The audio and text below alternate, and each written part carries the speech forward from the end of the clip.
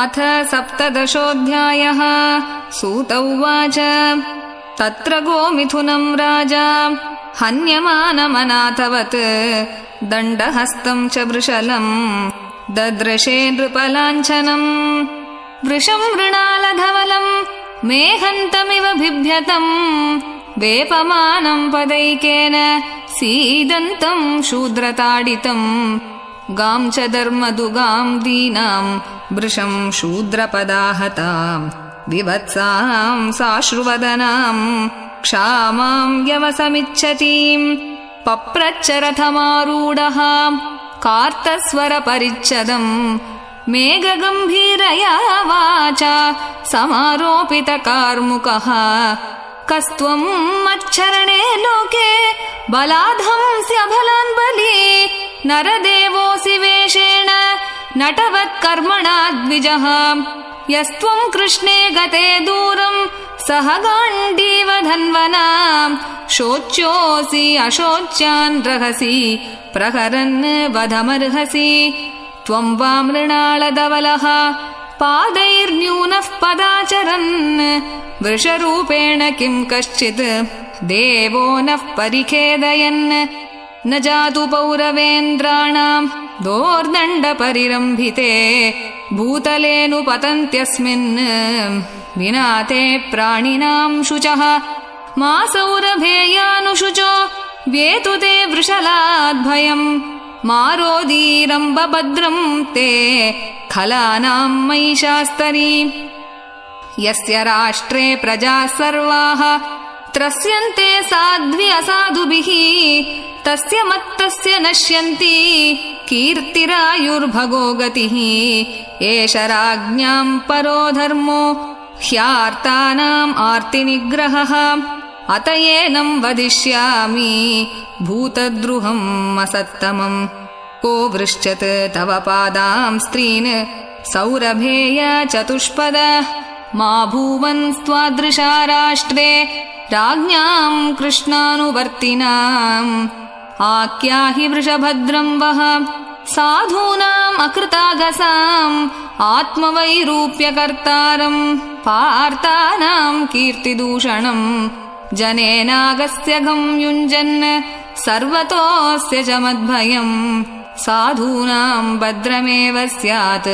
असाधुदमने कृते अनागस्विह भूतेषु यागस्कृन्निरङ्कुशः आहर्तास्मि भुजं साक्षात् अमर्त्यस्यापि साङ्गदम् राज्ञो हि परमो धर्मः स्वधर्मस्थानुपालनम् शासतोऽन्यान् यथा शास्त्रम् अनापद्युत्पथानिह धर्म उवाच एतद्वः पाण्डवेयानाम् युक्तम् आर्ताभयम् वचः येषां गुणगणैः कृष्णो दौत्यादौ भगवान् कृतः न वयं क्लेशबीजानि यतस्युः पुरुषर्षभा पुरुषं तं विजानीमो वाक्यभेदविमोहिताः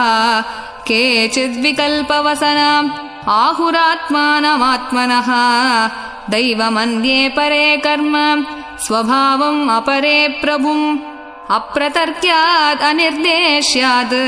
इति केष्वपि निश्चयः अत्रानुरूपम् राजर्षे विमृशस्व मनीषया सूत उवाच एवम् धर्मे प्रवदति स सम्राट् द्विजसत्तम समाहितेन मनसा विकेदः पर्यचष्टतम् राजोवाच धर्मम् ब्रवीषि धर्मज्ञ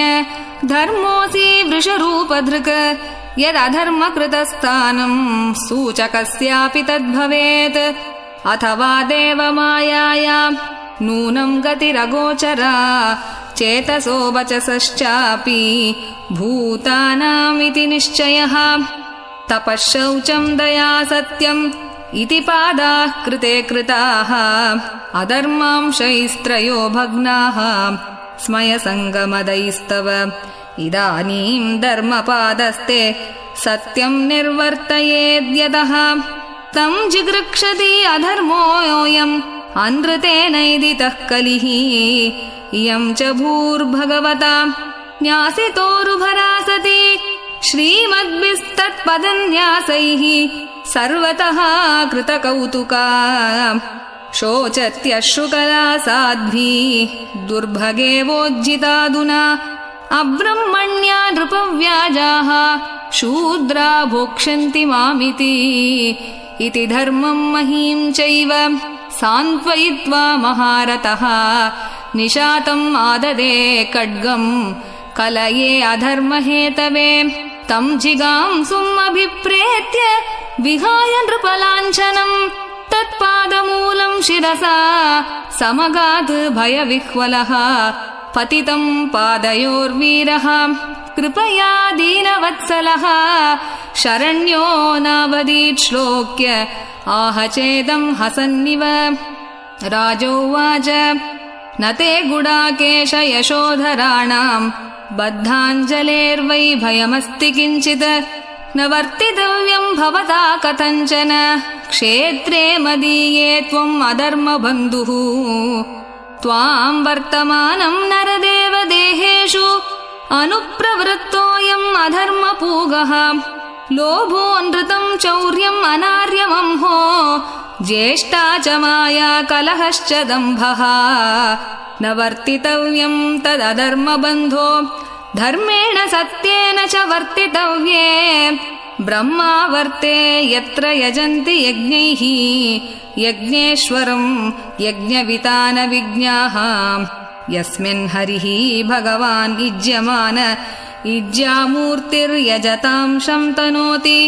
कामान् अमोघान् स्थिरजङ्गमानाम् अन्तर्बहिर्वायुरिवैष आत्मा सूत उवाच परीक्षितैव मादिष्टः सकलिर्जातवेपतुः तमुद्यतासि माहेदम् दण्डपाणिमिवोद्यतम् कलिरुवाच यत्र क्वचन वत्स्यामि सार्वभौमतवाज्ञया लक्षये तत्र तत्रापि त्वामात्तेषु शरासनम् तन्मे धर्मभृतां श्रेष्ठा स्थानं निर्देष्टुमर्हसि यत्रैव नियतो वत्स्य आतिष्ठन्स्तेऽनुशासनम् सूत उवाच अभ्यर्थितस्तदा तस्मै स्थानानि कलये ददौ द्यूतं पानं स्त्रियः सूना यत्राधर्मश्चतुर्विधः पुनश्च याचमानाय जातरूपम् अदात् प्रभुः ततो नृतं मदं कामं रजो वैरं च पञ्चमम् अमूनि पञ्चस्थानानि ह्यधर्मप्रभवः कलिः औत्तरेयेण दत्तानि न्यवसत् तन्निदेशकृत् अथैतानि न सेवेत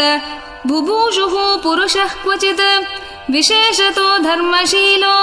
राजा लोकपतिर्गुरुः वृषस्य नष्टां स्त्रीन् पादान् तपःशौचं दयामिति प्रतिसन्धदाश्वास्य महीं च समवर्धयत् स एष एतर्ह्यध्यास्त आसनं पार्थिवोचितम् पितामहेनोपन्यस्तम्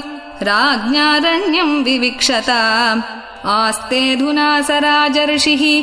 कौरवेन्द्रश्रियोल्लसन् गजाह्वये महाभागः चक्रवर्ती बृहत्श्रवाः इत्थं भूतानुभावोऽयम् अभिमन्युसुतो नृपः यस्य पालयतः क्षोणीं यूयं सत्राय दीक्षिताः इति श्रीमद्भागवते महापुराणे